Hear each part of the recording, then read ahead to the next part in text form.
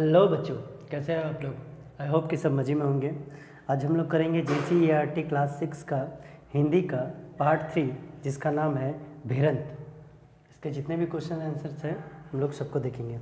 चलिए देख लेते हैं। पहला क्वेश्चन में इन्होंने क्या दिया है।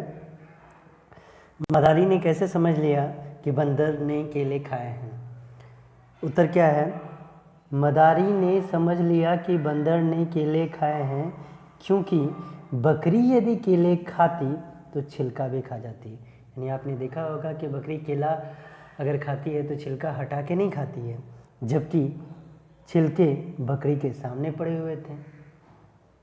छिलके जो थे वो बकरी के सामने पड़े हुए थे, तो बंदर ने केले को खाकर छिलके बकरी के सामने फेंक दिए। इस तरह मदारी को समझ में आ गया कि वो बंदर ने ही सारे के सारे केले खा लिए। इसके बाद हम लोग आते हैं नेक्स्ट क्वेश्चन में। पंडित बुद्धिनाथ के पढ़ाने का ढंग अनूठा था। क्या आप इस विचार से सहमत हैं? अपने उत्तर का कारण दीजिए। चलिए, पंडित बुद्धिनाथ का पढ़ाने का ढंग अनूठा था। हाँ, सही में इनके पढ़ाने का ढंग अनूठा था। वो परंपरावादी ढंग से पढ़ाते थे और बच्चों से सिर्फ हाँ में हाँ मिलवाते थे। यानी वो जो बोलते थे वही सही रहता था। बोलो ये सही है, इस तरह से। जबकि उचित यह होता कि वो बच्चों को नए तरीके से सोचने का अवसर देते, उन्हें विचार अभिव्यक्त करने की स्वतंत्रता देते, ताकि बच्चे अपने भाव को, अपने विचार को पढ़ने और समझने के बाद रख सकें। लेकिन ऐसा वो नहीं करते थे।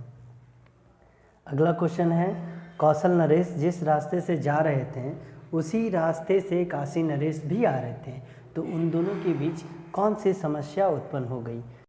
देखते हैं कौन सी समस्या उत्पन्न हो गई। कौशल नरेश जिस रास्ते से जा रहे थे उसी रास्ते से काशी नरेश भी आ रहे थे। उन दोनों के बीच यह समस्या उत्पन्न हो गई कि वो रास्ता काफ़ी संकरा था। मतलब मान लीजिए इस तरह का एक छोटा सा रास्ता था। संकरा मतलब होता है बहुत नैरो, बहुत कम जगह जिसमें रहता है। दोनों राजा रथ पे थे। दोनों रथ एक रास्ते से नहीं जा सकते हैं। मान लीजिए गली टाइप का है तो वहाँ पर में दोनों के दोनों रास्तों पार नहीं हो पाएंगे, किसी एक को तो पीछे हटना पड़ेगा। एक रुके तभी दूसरा निकल सकता था, लेकिन दोनों के दोनों राजा थे भाई। कोई किसी से तो कम नहीं हो सकते, इसलिए ये लोग वहीं पर में खड़े रहे। कौशल नरेश ने अपने रथ पीछे क्यों कर लिया। चलिए देखते हैं। कौशल नरेश ने अपना रथ पीछे कर लिया क्योंकि उन्होंने काशी नरेश की सत्यवान, क्षमाशीलता और विनयशीलता, यानी वो कितने सत्य बोलते हैं, कितने क्षमाशील है, कितने विनयशील है, ये गुण उनका सुन रखा था, जिसको सुनने के बाद कौशल नरेश ने अपना रथ अपने सारथी को बोल करके पीछे कर लिया। गणेश का तर्क सुनकर हेडमास्टर साहब क्यों प्रसन्न हुए। गणेश का तर्क सुनकर हेडमास्टर साहब प्रसन्न हुए क्योंकि गणेश ने पंडित जी की कहानी को नए तरीके से सोचने और समझने का प्रयास किया। यानी पंडित जी जो पढ़ा रहे थे तो गणेश ने उसे नए तरीके से सोचने और समझने का प्रयास किया और तर्कपूर्ण उत्तर देके पंडित बुद्धिनाथ जी को चुप करा दिया ताकि वो आगे कुछ ना बोल पाए। इसलिए हेडमास्टर साहब उसके ऊपर प्रसन्न थे। नंबर 6 क्वेश्चन है, बुद्धि न हाट बिकाए, बुद्धि न चोर चुराए, इन पंक्तियों का भाव स्पष्ट करें। यानी ये जो पंक्ति है इनका क्या मतलब है। प्रस्तुत पंक्तियों का भाव ये है कि संसार में बुद्धि एक ऐसी वस्तु है जिसे बाजार में बेचा नहीं जा सकता।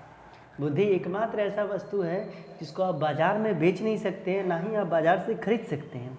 ये ऐसी संपत्ति है जिसे चोर भी चोरी करके नहीं ले जा सकता है, क्योंकि आपको अगर उठा कर ले जाया जाता है तो आपके दिमाग को कोई कंट्रोल नहीं कर सकता। ऐसा नहीं है कि आपके दिमाग को कोई चोरी करके ले आ करके उसका यूज़ करना शुरू कर दे।